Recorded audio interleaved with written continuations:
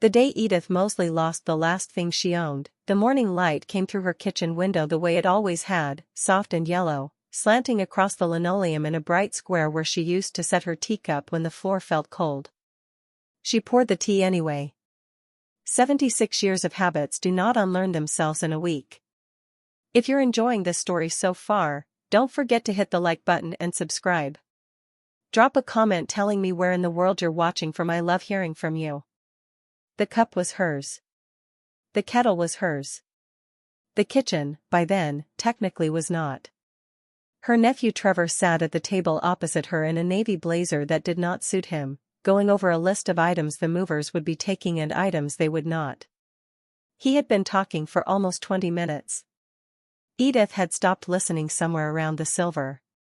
There was a coldness about how he said the word assets that did not belong in a kitchen where she had once made him pancakes shaped like the letters of his name. She watched him circle something on his clipboard and decided she would finish her tea before she said anything at all. Outside, in the gravel drive, a man in a dark cap was loading her late husband's tools into the bed of a pickup truck. She had been told this would happen. She had not, until that moment, believed it. "Aunt Edith, are you listening?" She looked up.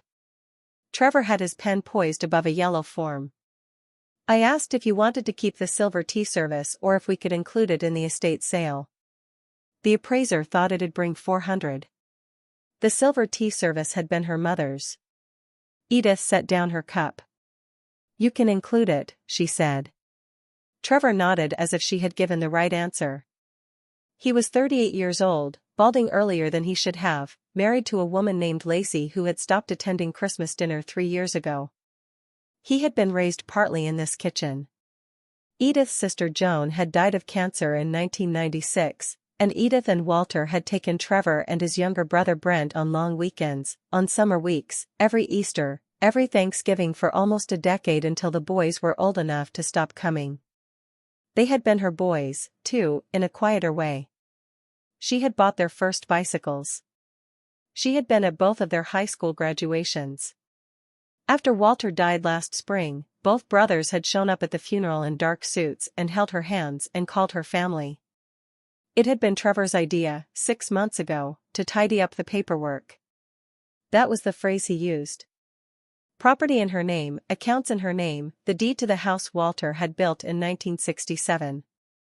There were tax advantages, Trevor had explained. There were estate planning concerns. A power of attorney would simplify everything. Brent had been on the phone during that conversation, on speaker, agreeing in the warm voice he used for selling cars at the dealership over in Wheelersburg.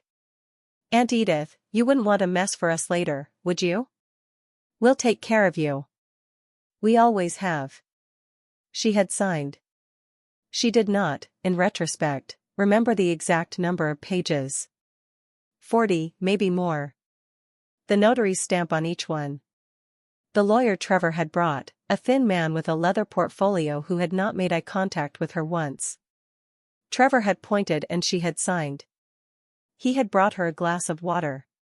She had thought, foolishly, that perhaps he was right, that perhaps this was what families did when one of them got old. The first sign that she had misread it came 8 weeks later, when she was told the Buick had been sold. "It needed too much work," Trevor said over the phone when she called him. "We got a fair price." She had not asked for the Buick to be sold. By then, the house was already listed. By then, Brent was driving over twice a week with boxes and going through cabinets and asking her, very kindly, whether she really needed 3 sets of dishes at her age. By then, the wedding ring she had taken off only twice in 51 years, once for surgery and once for a kitchen burn, was in a velvet pouch in Trevor's jacket pocket on its way to a jeweler. He told her later it had been appraised at $630. He told her later that it would be safer in a safety deposit box. He did not tell her where the box was, or who had the key. Now, on the last morning, she finished her tea. Trevor stood up and brushed nothing off his blazer. "The car will be here at 10:30, he said. "I'll come back this afternoon and walk through with the realtor." He hesitated at the door. For a moment, she thought he might say something kinder. He had been a small boy once who slept in the spare room with a stuffed rabbit named Otto, who had cried for an hour the night Walter explained that Otto was not real. There was a child in there somewhere.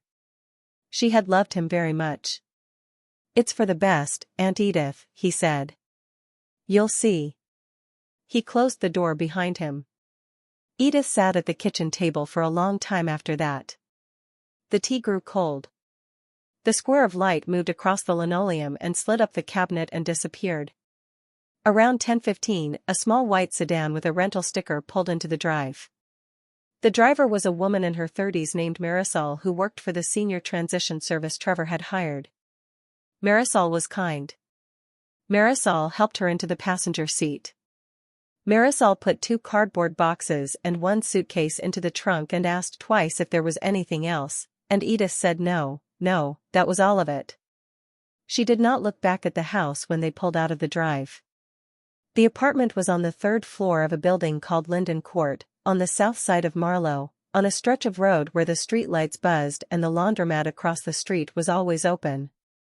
Trevor had paid the first 6 months. He reminded her, generous. The unit was furnished. There was a small kitchenette with a 2-burner stove. There was a single window over the parking lot. There was a bed, a couch, a coffee table, and a closet that smelled faintly of someone else's cigarettes.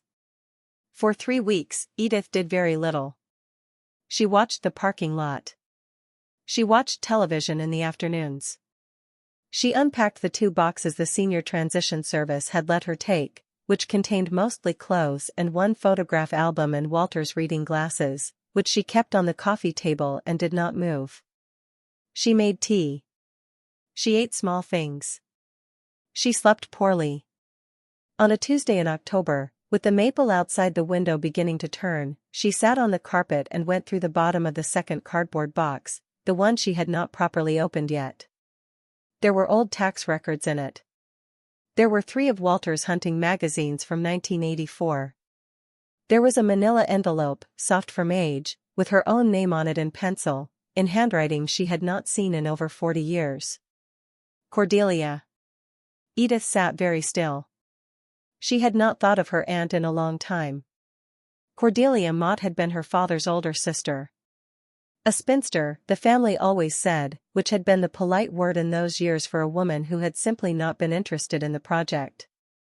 Cordelia had lived alone in a farmhouse on Coalpit Road, in Greene County, in a part of southeastern Ohio nobody bothered to drive through. Edith had visited her there twice as a girl, in summers, in the late 40s. She remembered a porch swing. She remembered a black wood stove. She remembered her aunt cutting a wedge of cheese with a knife as long as a forearm and saying, very seriously, that a girl ought to know how to make a fire. Cordelia had died in 1981. Edith had been 33, married 7 years, and she had gone to the small funeral and met a lawyer afterward who had given her an envelope much like the one in her hands now.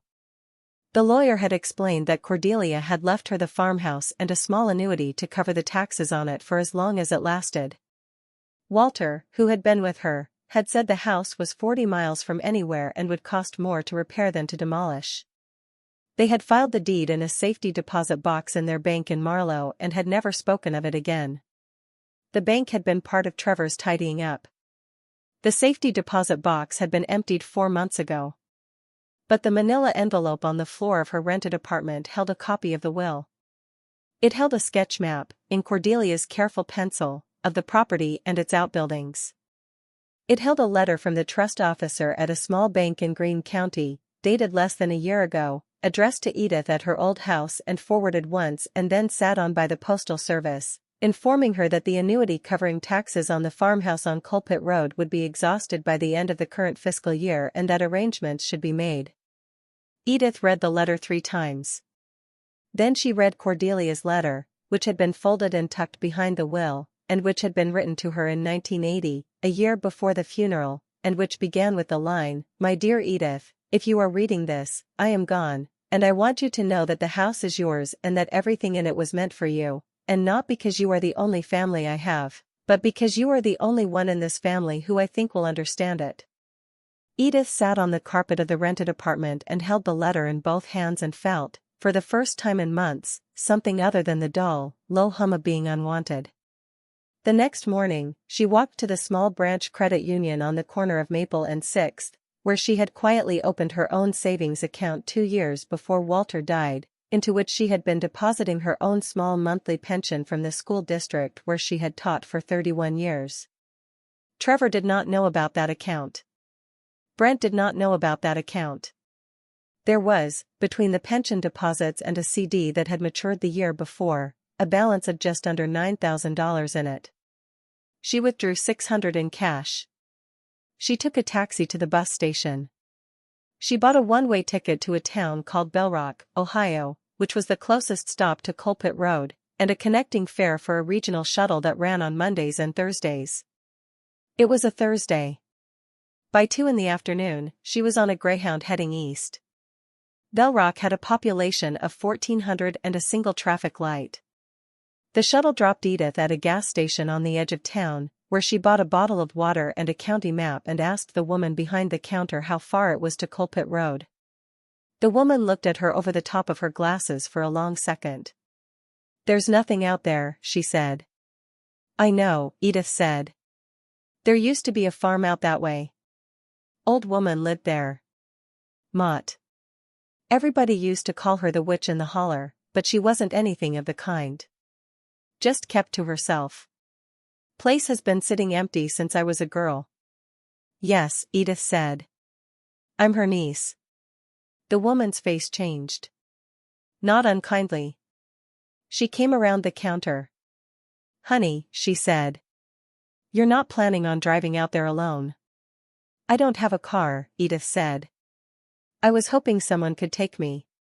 It took 20 minutes and 3 phone calls and a $5 bill, and then a man named Reuben Kett pulled up in a 2003 Ford F-150 the color of a washed-out bruise. Reuben was 74. He had a face like a piece of harness leather and a voice that did not waste motion. He looked at Edith. He looked at her suitcase. He told her to put it in the bed. The drive out to Coalpit Road took 45 minutes. The county highway turned into a state road, then into a township road, then into a gravel track so narrow that branches scraped the side of the truck. Reuben drove without speaking for most of it. The land out here was steep and wooded, with old hemlocks crowding the road, and the occasional flash of an abandoned barn or a silo collapsed in on itself like a folded letter. "Your aunt was a particular woman," Reuben said, after about 30 minutes. "Did you know her?" "My father did. He used to take her firewood in the winter. She'd pay him in jars of preserves. He said she'd been a teacher up north before she came down here. Latin, I think he said. Or Greek. One of those. Said she could quote a poem at you for any occasion you could name." Edith smiled, very slightly. "That sounds like her." "Place hasn't been touched in 40 years, Reuben said. "I should tell you that. There's a road down to it but the porch is gone. I drove past it last spring on a deer count for the township and I would not call what's standing there a house." "I expected as much." "And you're planning to?" "I don't know yet," Edith said. Reuben nodded and did not ask anything else. The farmhouse came into view around a curve, set back from the road in a clearing that had partly grown over with sumac and second-growth maples. It was 2 stories, white once, gray now, with a tin roof streaked rust orange and a chimney that listed slightly to the east. The porch had collapsed off the front in a heap of softened boards and rusted nails. One of the upstairs windows had been broken at some point and boarded over from inside. The yard, what remained of it, was knee-high in goldenrod gone to seed. But the walls were standing. The roof, from what Edith could see, was unbroken. Reuben pulled the truck up and put it in park. "Lord," he said, mildly. Edith looked at the house for a long time. Then she opened the door of the truck and stepped down onto the gravel and walked through the goldenrod toward the side door, which Cordelia's pencil sketch said led directly into the kitchen and which would not have a porch to deal with. The key her aunt had left her was a long, tarnished thing, almost black, with a scrolled head. Edith had carried it in her purse since 1981. She had not, in all that time, looked at it carefully. She looked at it now in the slanting October light and slid it into the lock. It turned. The door swung inward into the dark. A breath of cold, dry air came out at her, smelling of old paper and wood smoke and something faintly mineral. Edith stood there on the threshold, an old woman in a navy raincoat, with $600 in her purse and one suitcase in the back of a stranger's truck, and she felt the long, slow, patient weight of the house behind that door reach forward and recognize her. Behind her, Reuben said quietly, "You all right?" "Yes," Edith said. She did not yet step inside. She stood for one more moment in the doorway, looking in at a kitchen she had not seen since she was 9 years old, where a cast-iron stove still squatted in the corner like something asleep, where a thin layer of dust covered the linoleum, where a single chair sat pushed up to a small wooden table as if its occupant had only just walked into the next room. The house felt exactly as her aunt had left it. Edith took a small breath, the kind she had once taken before going into a classroom of fourth graders on the first day of a new school year, and she crossed the threshold. Reuben helped her bring the suitcase in. He walked through the rooms with her once, his boots echoing on the bare floors, and pointed out the things she would need to know. The well pump in the backyard, which he tested for her and which, to both their surprise, drew up clear water after only a minute of working the handle. The old hand-pump kerosene lamp on the kitchen mantel, still half full. The wood stove in the parlor, which had an iron flue that he opened and inspected and pronounced functional, surprisingly. The pantry, lined with empty mason jars on shelves Cordelia had built herself from rough oak boards. "Your aunt knew how to keep a house," Reuben said. "Even one she meant to leave." He drove back into Bellrock and came back 2 hours later with a propane camp stove, a sleeping bag, 3 gallons of bottled water, 2 armloads of split firewood from his own pile, a box of long matches, a battery-operated lantern, and a bag of groceries. Bread, eggs, hard cheese, apples, oatmeal, coffee.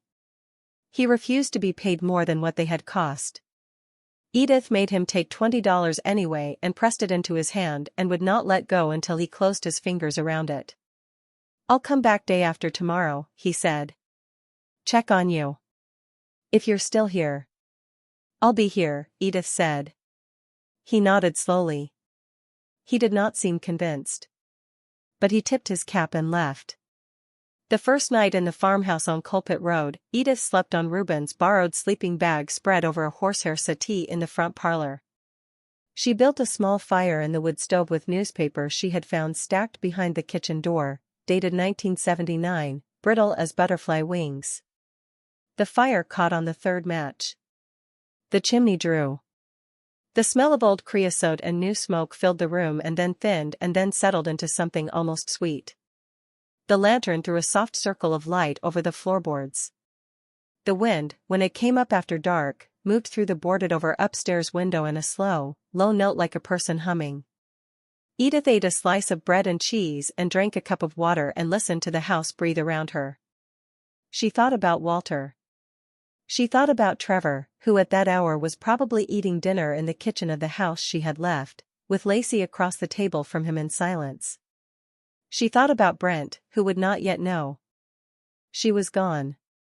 She thought about the manila envelope in Cordelia's careful pencil sketch and the long handwritten letter that began "My dear Edith, if you are reading this, I am gone," and which she had not yet finished.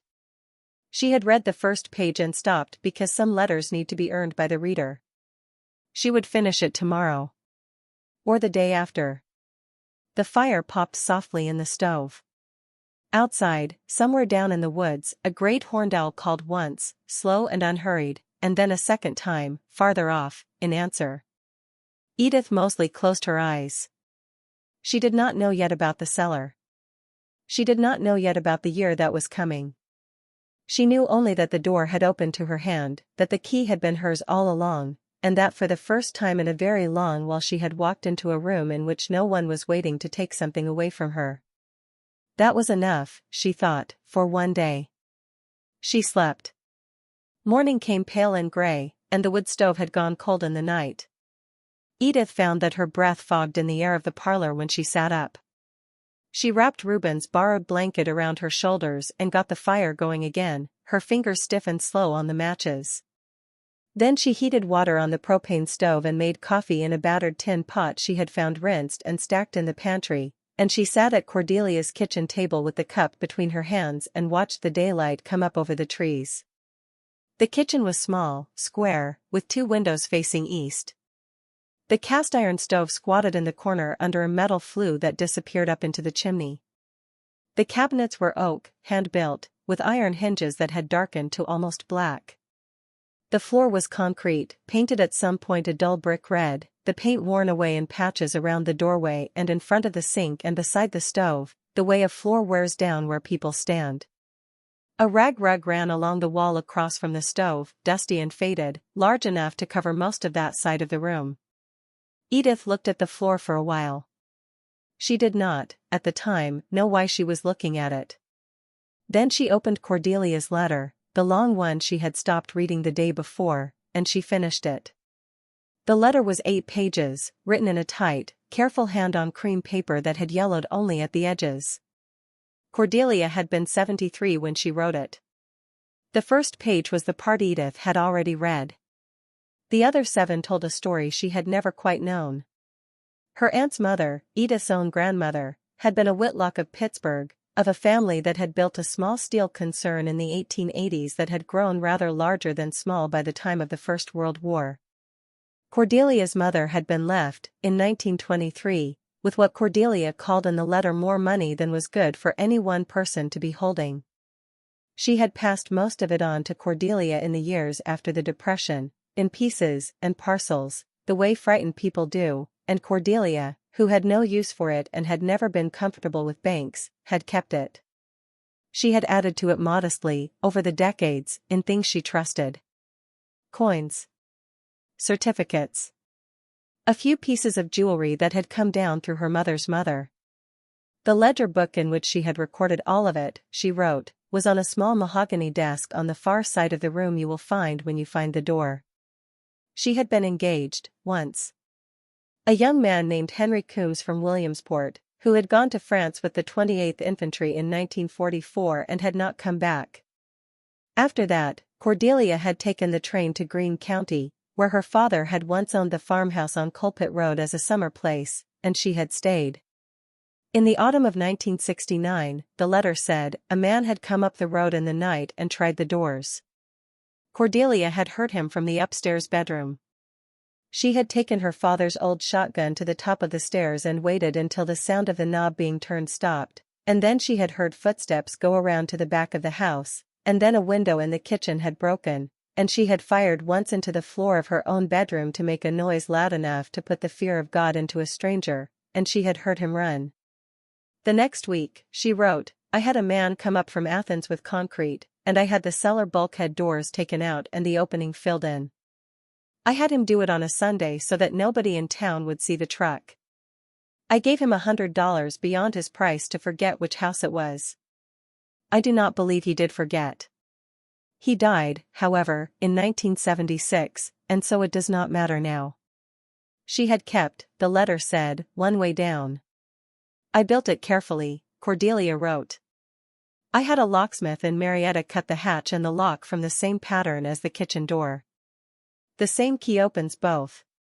The hatch is in the kitchen floor, beneath the rag rug, against the cellar wall, which is the wall that does not have windows. The iron ring lies flush in the concrete. You will not see it unless you are looking. I wanted it to be that way. The letter ended with a paragraph that Edith read twice and then a third time. I have not, in all my life, found a way to say what I want to say to you, my dear, except by leaving you a thing rather than a sentence. The thing is the house. The thing is what is in the house. The thing is the proof that one woman can keep her own counsel for 50 years and leave it, intact, to another woman who will know the weight of having been counseled poorly by other people. You were a quiet child and I think you have grown into a quiet woman. Quiet people are often the ones who are robbed. Take what is yours. Do not let anyone hurry you. The door has been waiting. Cordelia. Edith folded the letter slowly and put it back in the manila envelope. The coffee in the tin pot had gone cold. She stood up and went to the rag rug against the cellar wall and crouched and ran her hand along its edge and felt the seam in the concrete beneath it. She did not lift the rug. Not yet. She wanted, first, to be ready. She would not be ready for almost 3 weeks. In the days that followed, Reuben Kett came up the road every other morning. He did not always come inside. Sometimes he sat in his truck with the engine running and tipped his cap to her through the windshield and went away again. Sometimes he brought groceries and would not be paid. Sometimes he brought tools. He helped her clear the goldenrod from the front yard with a brush hook on a Saturday afternoon, and his son drove out the next weekend and brought a chainsaw and dropped 2 dead maples that had been leaning toward the roof. Reuben's son was a contractor in Bellrock. His name was House. He looked at the roof and said it had another 5 years in it if she patched the flashing around the chimney before winter. He did not charge her for the trees. He told her, when she tried to pay, that his father would skin him. Edith began to write down the things the house needed. She kept the list in a small notebook she had bought at the gas station in Bellrock. The list was long. She did not, at first, know how she would pay for any of it. The credit union account in Marlow was not large.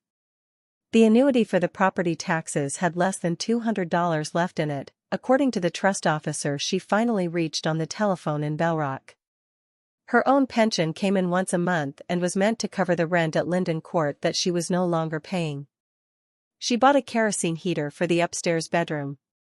She bought a propane refrigerator the size of a footlocker, second-hand, off a man Reuben knew who ran an Amish supply business north of town. She bought a battery for the kitchen lantern. She bought sheets and a wool blanket and a tea kettle. She had House install a small wood stove in the upstairs hall to take the chill off at night. By the 3rd week, the house was not warm exactly, but it was livable. She slept in Cordelia's old bed under 3 quilts and listened to the wood stove tick as the metal cooled. She did not call Trevor. She did not call Brent. She did not, in those first 3 weeks, look at her phone except to check the date. Trevor called her on a Tuesday morning, just after 8. She was at the kitchen table eating oatmeal. The phone buzzed beside her cup. She looked at the name on the screen for a long time before she answered. Aunt Edith. His voice was tight in the way it got when he was trying very hard to seem calm. Trevor. Where are you? I am at my Aunt Cordelia's house in Greene County. There was a silence on the line. She heard him breathe out through his teeth. You don't have an Aunt Cordelia. I had one. She died in 1981. She left me her house. I have the deed. Aunt Edith, that house was not part of the estate inventory. We didn't see it in any of the records. I know, she said. It was in a file that you missed. There was another silence. When he spoke again, his voice had hardened. You need to come back.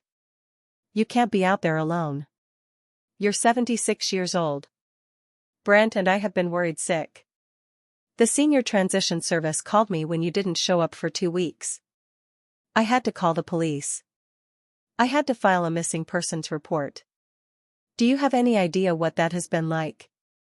I am sorry to have worried you, Edith said, in a voice that did not sound sorry. I am perfectly fine. You're not fine. You're sitting in a house with no electricity in the woods. You're going to fall down a set of stairs and we won't find you for a week. You're going to get sick and there's no hospital out there. There is a hospital in Bellrock. It is 23 miles. Aunt Edith. Listen to me. I have spoken with our attorney. There is a process for this. If you will not come back voluntarily, we are going to have to consider conservatorship. I do not want to do that. I really do not want to do that. But you have to understand that what you are doing right now is the kind of thing the court looks at when it is making that decision. Running off. Living without utilities. Spending money we can't account for. She set down her spoon. Trevor, she said. The money you cannot account for is mine. The house I am living in is mine. The decisions I am making are mine. You will not be filing for conservatorship. If you do, I will retain a lawyer of my own, and I will tell that lawyer about the Buick, and the wedding ring, and the safety deposit box, and the 40 pages I signed in your kitchen with a notary who did not look at me. I do not think you want that conversation. There was a third silence, longer than the first two. Aunt Edith, Trevor said, much more quietly now, I am trying to help you. You are not, she said. You have not been. Please do not call me again unless you have something to say that is true. She ended the call.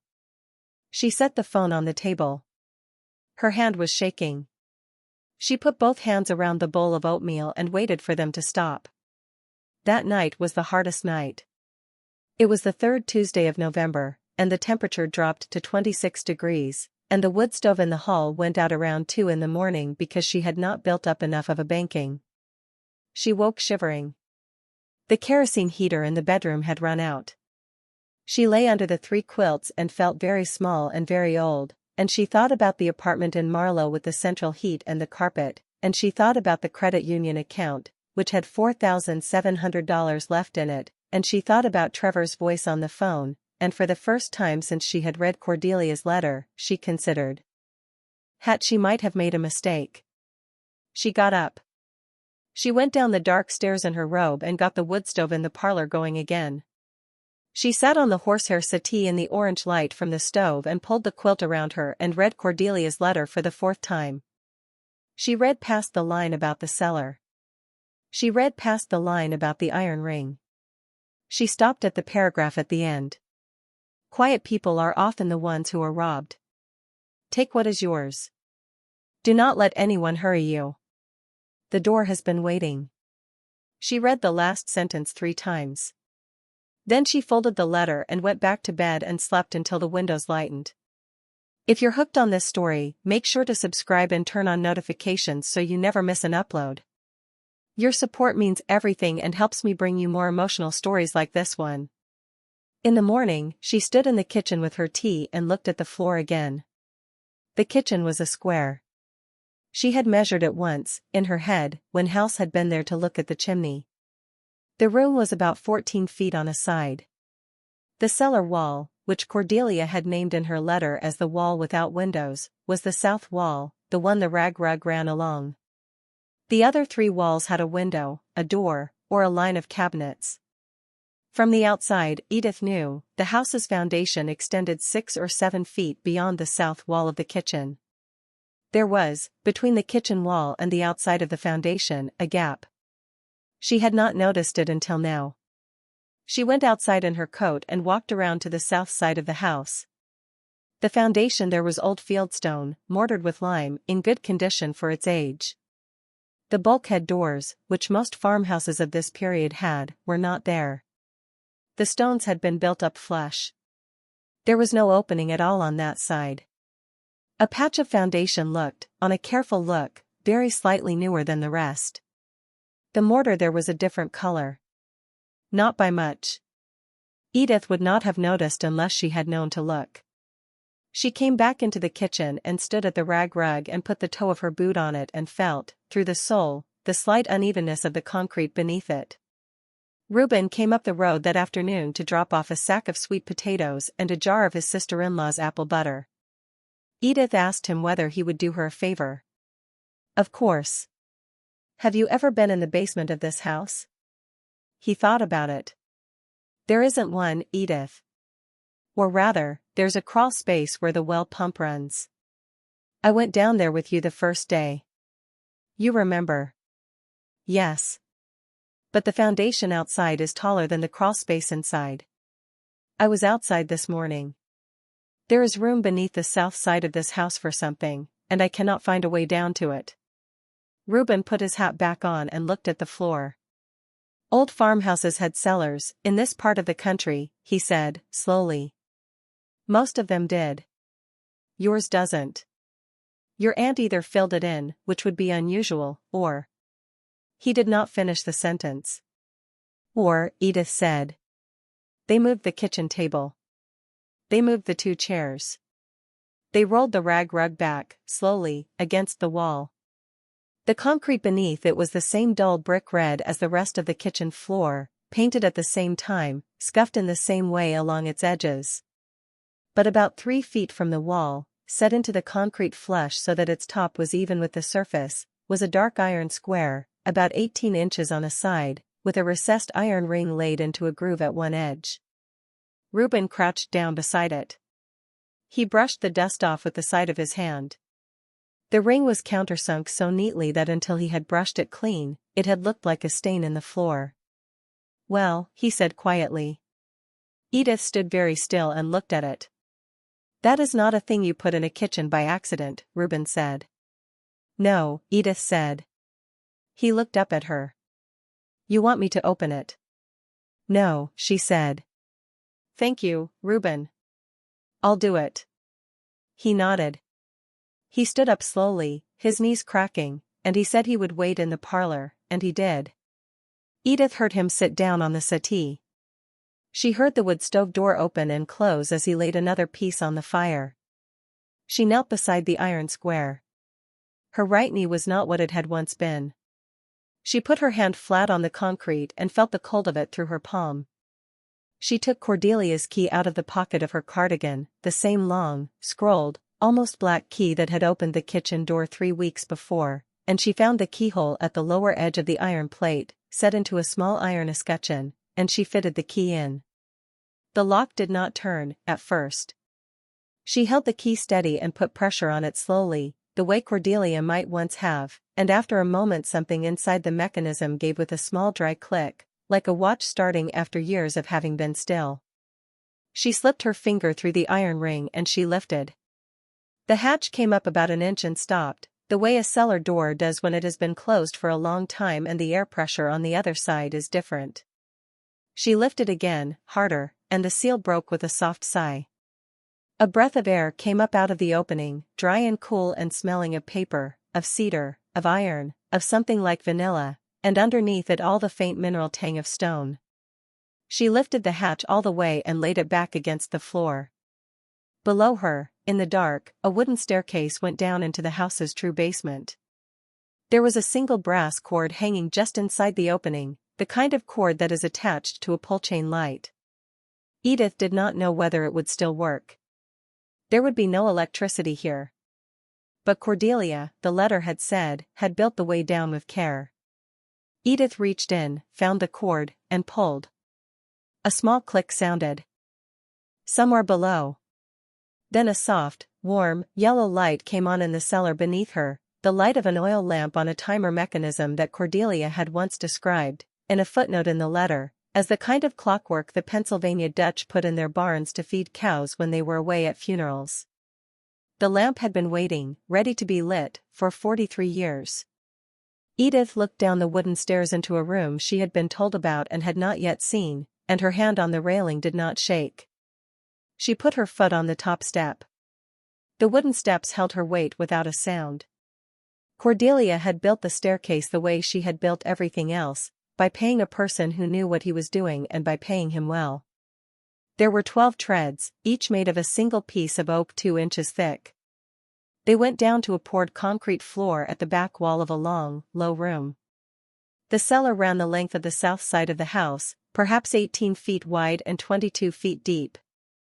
The walls were the same fieldstone as the foundation outside, dry and cool to the touch, mortared in lime that had powdered finely over the decades and lay along the base of the walls in soft pale lines. The floor was clean. Cordelia, before she had sealed the bulkhead, had swept it. The lamp at the foot of the stairs was guttering when Edith reached the bottom. It had caught only weakly from the clockwork mechanism, the wick old and the kerosene ringed at the bottom of the well after evaporation, and it threw a small uneven orange circle that did not reach the back wall. Edith stepped past it and lifted her own battery lantern higher. Then she saw the room.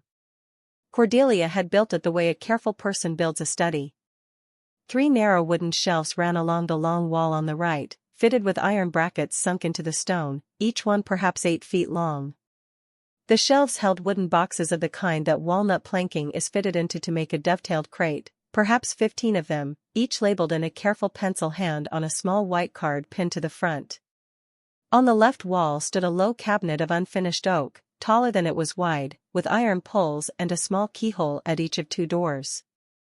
Beside it stood a freestanding safe of the kind hotels used to keep behind their reception desks in the 1920s, painted dark green, with a brass dial and a brass handle, the company name still readable in gold letters on its front. Mosler and Company, Hamilton, Ohio. In the middle of the room, against the back wall, was a small mahogany desk. It had 2 drawers and a leather writing surface that had darkened with time. On the desk sat a green-shaded brass lamp, an inkwell, 2 pens and a stand, and a single black ledger book about the size of a family Bible. Edith stood at the foot of the stairs and held her lantern up and looked at all of it for what she later thought must have been 5 full minutes. Her hand was on the railing. She did not move. Behind her and above her, somewhere in the parlor, Reuben Kett coughed. The sound came down through the floorboards softly, like rain. She walked to the desk first, because the desk was where her aunt's letter had told her the explanation would be. The ledger was bound in plain black cloth. It opened to its first page without protest, the spine still flexing. The first entry was dated April 17, 1939, in a young, careful hand that was recognizable as the same hand that had written her the letter, but firmer, less weathered. The entry read, "Received this day from Mother, the contents of the safe deposit box of the Whitlock estate at the Melon Bank, Pittsburgh, as enumerated below. To be inventoried, valued, and held by me for the family. May God grant me the wisdom to do this well." Beneath that line, in the same hand, ran the inventory. Edith read down the page slowly. 228 $20 gold coins, dated between 1857 and 1932, listed by year. 140 Liberty Head double eagles. 47 Indian Head $10 gold coins. 112 United States $10 gold pieces of various dates and grades. 304 Morgan silver dollars, sorted by mint mark. 11 pieces of personal jewelry, listed each in a separate line. A sapphire and pearl brooch belonging to her grandmother Whitlock. A diamond bar pin that had been a wedding gift in 1891. An emerald ring believed to be of European origin from the 1870s. A pair of diamond and platinum earrings from 1923. A gold and enamel pendant of Edwardian make. A string of natural pearls graded as fine. A small ruby ring, and 4 other items that Cordelia had described in the careful prose of someone determined to be precise. Beneath the jewelry, in a separate column, ran a list of paper instruments. Bearer bonds from the state of Pennsylvania, the city of Pittsburgh, the Westinghouse Air Brake Company, the Pennsylvania Railroad, and certain bonds of the United States Treasury issued during the First World War that had been allowed by the family to lapse without redemption. Beside each bond, Cordelia had written its face value, the date of issue, and a careful note about its present status. The page ended with a small, precise sum at the bottom in the hand of someone who had been a teacher of sums. Total face and assessed value, this date, of inheritance from Mother, in 1939 dollars. $284,470. Edith turned the page. The next entry was dated December 18, 1942. Cordelia had recorded the addition of certain Treasury bonds purchased to support the war effort. The entry after that was 1948. Then 1953. Then 1961. The ledger ran for 6 decades. Cordelia had recorded every coin sold, every coin acquired, every dividend paid, every piece of jewelry cleaned, every bond redeemed, every certificate transferred. The last entry was dated September 9, 1980, 3 months before Cordelia had written the letter to Edith. It read, "This day completed the inventory and sealed the room as previously described. May the next hand to open this book be one I have chosen. May she find what I have left her in good order, and may she understand it." Edith closed the ledger. She put her hand flat on its cover and stood there for a while. Then she went up the stairs and got Reuben Kett. Reuben came down the stairs slowly because his knee was bad and because he was, although he would not have used the word, frightened of what he was about to see. He had been working land in this county for 40 years, and he had never in his life suspected that anything like the room beneath the rag rug existed under his feet. When he reached the bottom he looked around once, slowly, and then he sat down on the third step from the bottom and put his hat on his knee. "Well," he said. "Yes," Edith said. "Edith. You can't keep this in your kitchen overnight." "I know. You need a lawyer. You need a lawyer today. You need a bank. You need probably the sheriff's office, although I'm thinking on that one. You absolutely need somebody who knows what these things are worth, because you and I do not." "I know," she said again. He looked at her. "What do you want to do?" She thought for a moment. "I want to call my aunt's lawyer's office in Athens. The one who probated her will in 1981.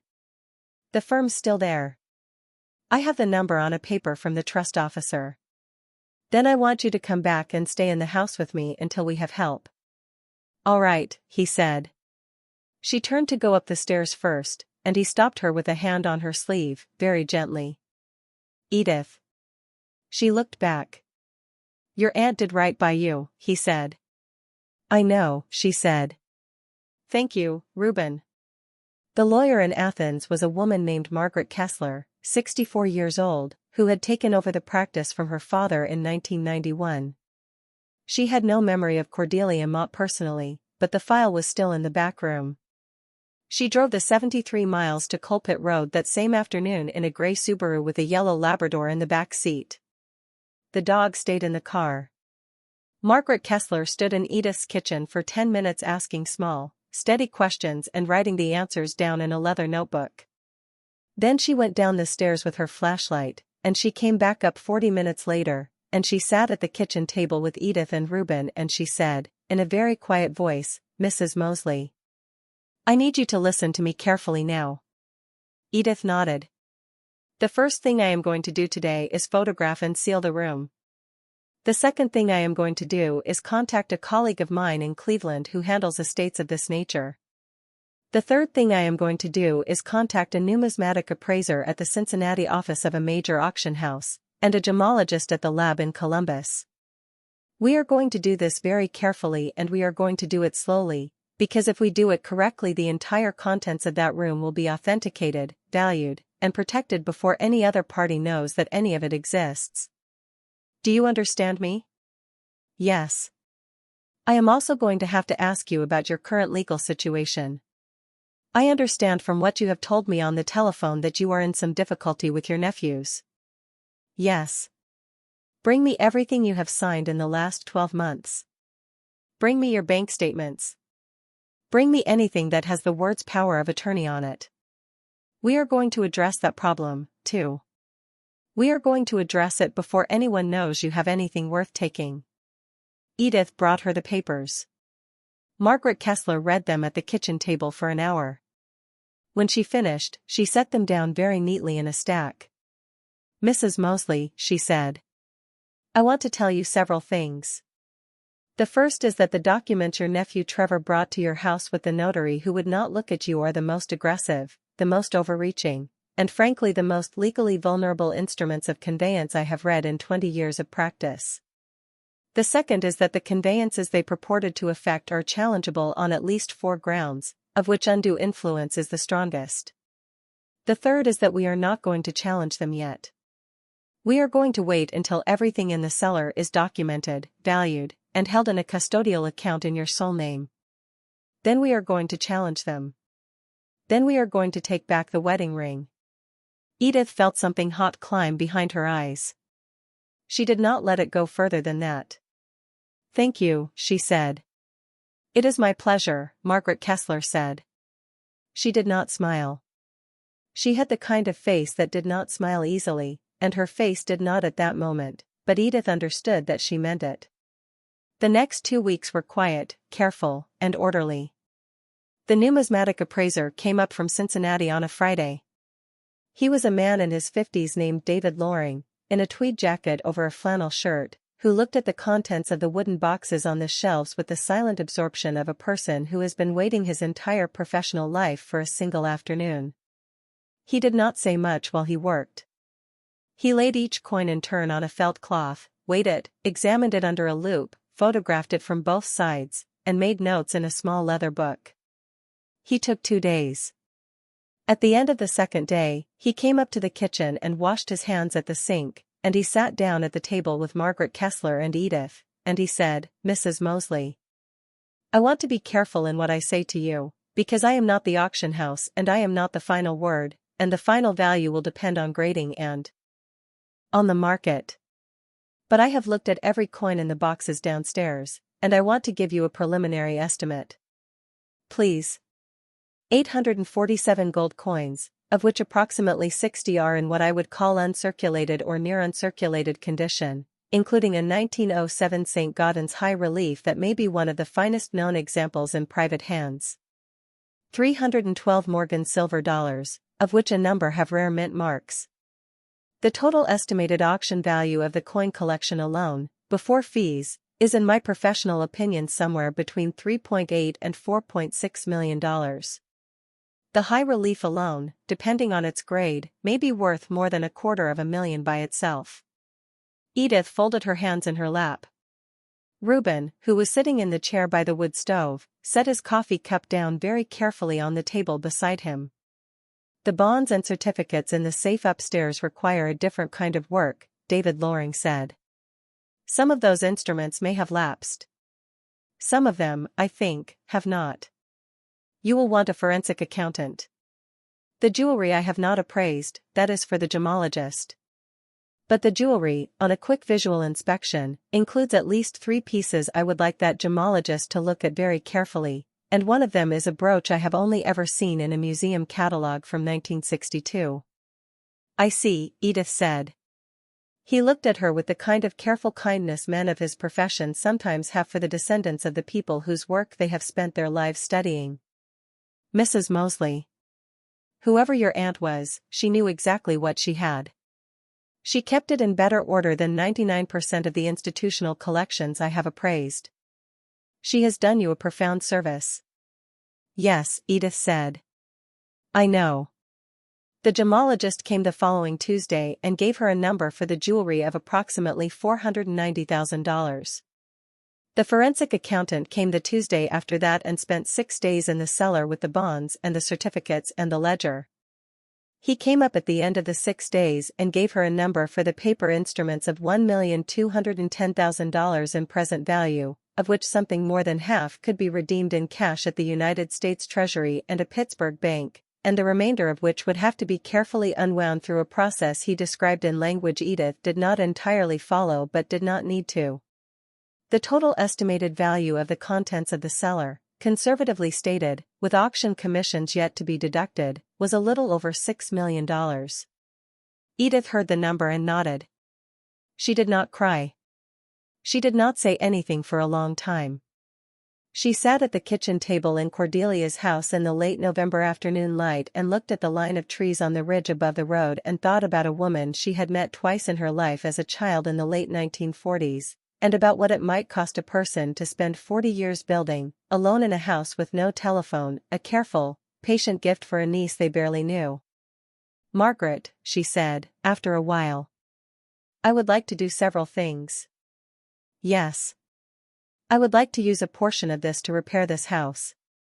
I would like to use a portion of it to set up a fund in Cordelia's name, for women teachers in this county, the kind who might want to go back to school later in life, the way she once did. I would like to retain my pension, as small as it is, for my own daily expenses. I would like to get my wedding ring back.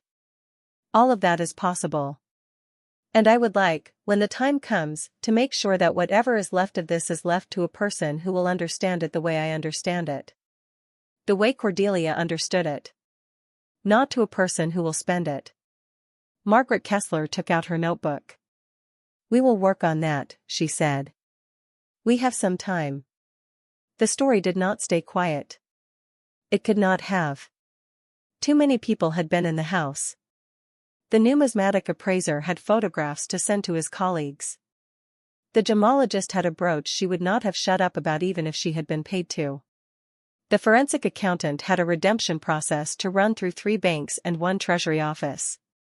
Margaret Kessler had filed paperwork in the Greene County Recorder's office. Reuben Kett had a sister-in-law who ran the church choir in Bellrock. By the second week of December, the editor of the Bellrock Sentinel, a small weekly paper with a circulation of 4,000, had run a careful, restrained story under the headline Maud Eyre Returns to Coalpit Road, which spoke of Edith only obliquely but mentioned Cordelia Mott by name, and which used the phrase significant collection of family heirlooms. The Sentinel piece was picked up 2 days later by the Athens Messenger, and 3 days after that by the Columbus Dispatch in a small column on page 11 of the regional section. The Dispatch story used the word millions. Trevor Mosely read the Dispatch on a Thursday morning in his office in Marlow. He drove out the next morning. He came up Coalpit Road in a black SUV he had bought the year before with a loan he had taken against the equity in Edith's house in Marlow, with Brent in the passenger seat, both of them in suits of the kind they had worn to Walter's funeral. They parked in the gravel turnout below the farmhouse. The maples that Reuben's son had taken down had been cut up and stacked into neat ricks beside the back porch, which house had also rebuilt. The new boards were pale yellow against the gray of the rest of the house. There was smoke coming from the chimney. There was a Subaru and a pickup truck already in the drive. Trevor knocked on the side door with the back of his hand. "Margaret." Kessler answered. "Mr. Mosely," she said. He had not met her before. He had not expected her. "I'm here to see my aunt. Mrs. Mosely is at home. Please come in." She opened the door wider. Trevor and Brent stepped into the kitchen. Edith was at the table, in a navy cardigan and a long woolen skirt, with a cup of tea in front of her. Reuben Kett was at the kitchen sink rinsing dishes. He did not turn around when the brothers came in. He did not need to. Edith looked up at her nephews. "Aunt Edith," Trevor said. "Trevor." "Brent. We came as soon as we read the article. I imagined you would." There was a pause. Trevor's eyes moved, despite himself, to the rag rug, which had been put back over the iron hatch in the floor. The room beneath it had been emptied, photographed, inventoried, and the contents were now in a custodial account in a bank in Cleveland, but Trevor did not know any of that yet. "Aunt Edith. I think we owe each other a conversation." "I do not believe we do," Edith said. Brent shifted on his feet. He had not, in any of this, looked Edith in the face. He was looking at the floor near her chair. "Aunt Edith," he said quietly. Edith looked at him. Brent had been the smaller of the two brothers, the gentler, the one who had cried when their mother died. He had also been the one who had taken the dishes out of her cabinets and asked, kindly, whether she really needed 3 sets at her age. He had also been the one on the speakerphone agreeing with Trevor about the power of attorney. People are made of more than one thing. Edith had taught 4th grade for 31 years, and she knew this better than most. "Yes, Brent. I am sorry," he said. "I am very sorry." The words were not large. They were not eloquent. They came out of him in a very small voice. But Edith, who had been watching him since he was 4 years old, knew the difference between the things her nephews said because they thought they ought to say them and the things they said because they could no longer not say them. She heard the difference now. She did not say anything for a moment. Trevor, beside Brent, said, "Aunt Edith. Look. I understand that things have, I understand that perhaps the way we handled the paperwork was not, that we should have taken more time with it, and I want to be straight with you that there is a path forward here that does not have to be acrimonious, that we can sit down with our attorney and your, attorney, and we can revisit the structure of the conveyances and the timing, and I think there's a fair way to handle this where everybody is." He stopped. Edith was not looking at him. She was still looking at Brent. "Brent," she said. "Yes. You may sit down." Brent sat down at the kitchen table, in the chair across from her, the chair where Trevor had once sat with the yellow form. He sat down very slowly, like a person who was not sure if the chair would hold him. Trevor remained standing. "Aunt Edith. Are you going to acknowledge that I am speaking?" "No," she said, mildly. "I do not believe I am." His face went tight. This is unbelievable. After everything we have done for you. After we have spent 6 months managing your affairs and making sure you were taken care of and dealing with the senior service and paying for that apartment and Brent driving over twice a week to check on you. This is the thanks we get. Trevor, Edith said.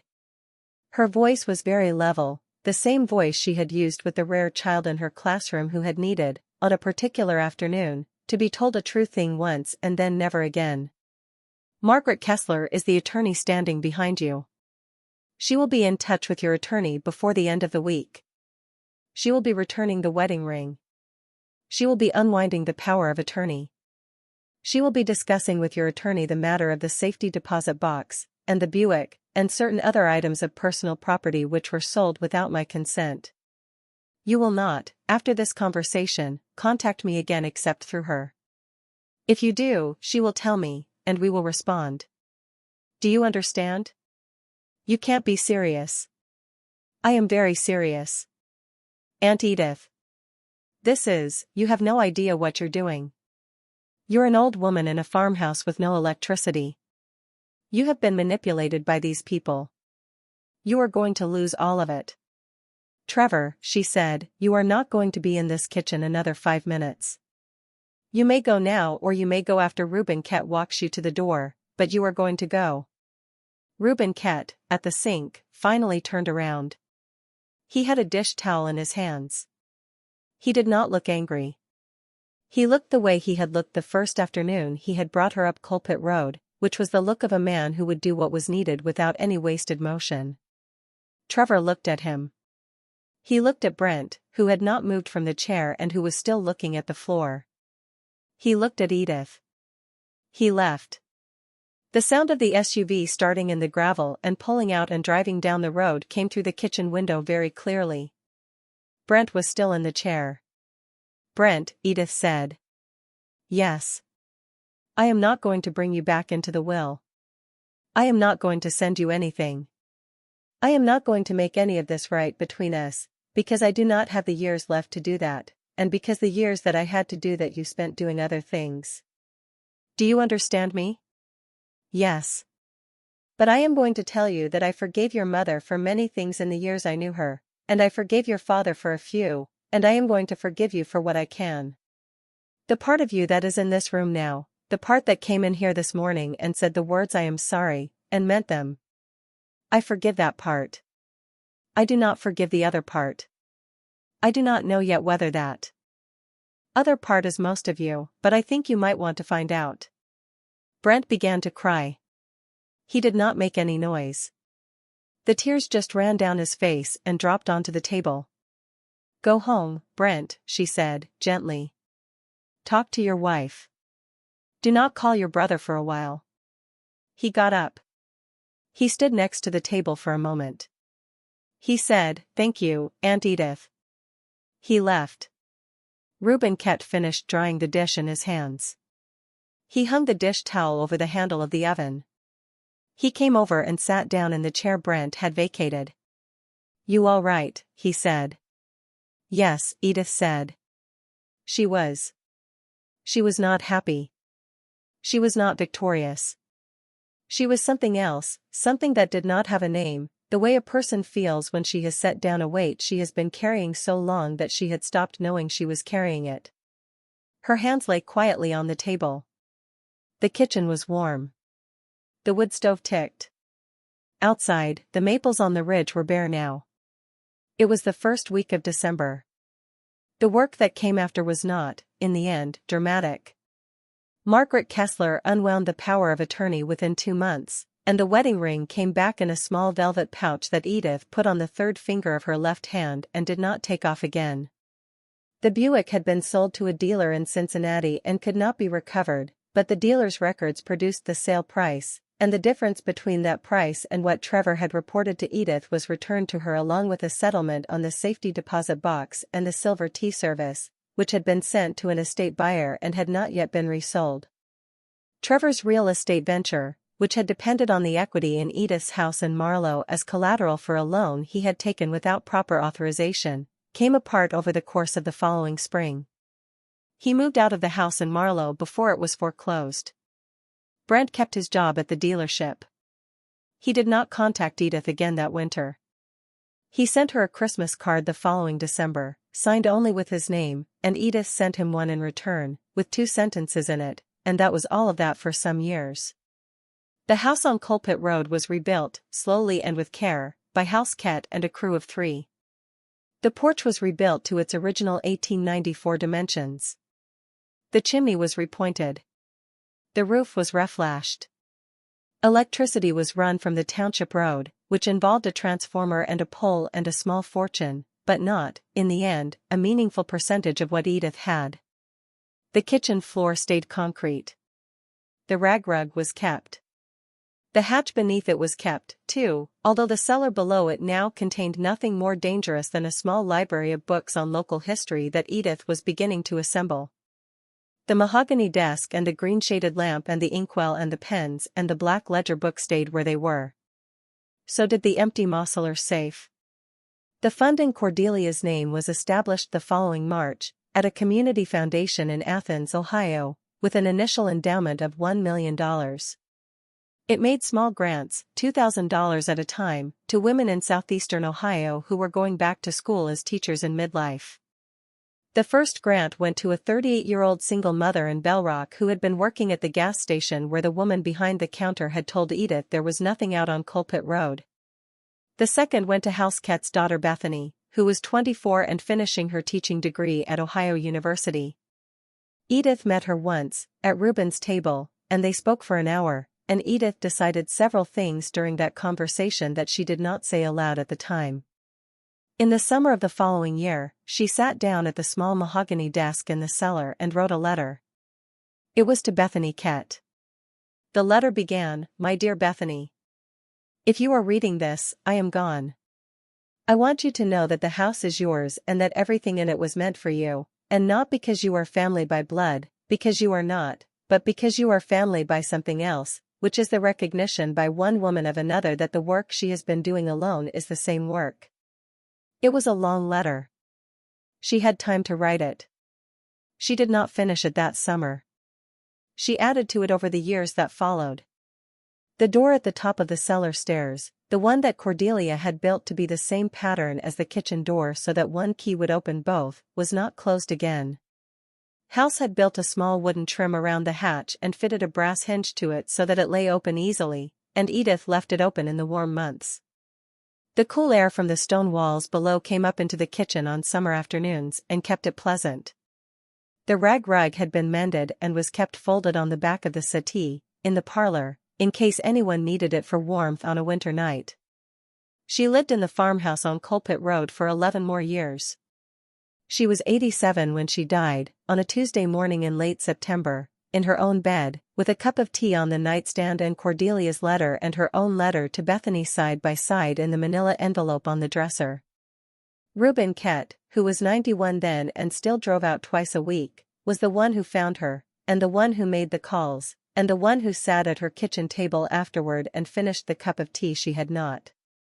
Bethany Kett, who was 36 by then and a teacher at the elementary school in Bell Rock, came up to the house that evening and sat in the parlor and read both letters all the way through. The fire was already laid in the wood stove, ready to be lit. The hatch in the kitchen floor was open. The lamp in the cellar was the one House had wired the year before, but the brass cord at the top of the stairs was the same one Cordelia had hung in 1980. Bethany pulled it. The light came on below. She sat for a while at the top of the stairs and then she went down them, the same 12 treads of 2-inch oak, and she stood in the room where her own life was about to change, and she put her hand flat on the cover of the black ledger book on the mahogany desk, and she looked around at the long, low, quiet room of the woman who had been a stranger to her 2 years before. She said, very softly, "Thank you." The lamp burned warmly above her. Outside, the maples on the ridge above the road were just beginning to turn. The door at the top of the stairs stayed open. The key, Cordelia's key, the one Edith had carried in her purse for 43 years and then on a chain around her neck for the 11 that followed, was on the desk where she had left it that summer. It was waiting for the next hand. Thank you so much for watching until the end. If you loved this story, check out the other videos on your screen now. I think you'll really enjoy them. And don't forget to subscribe if you haven't already. See you in the next story.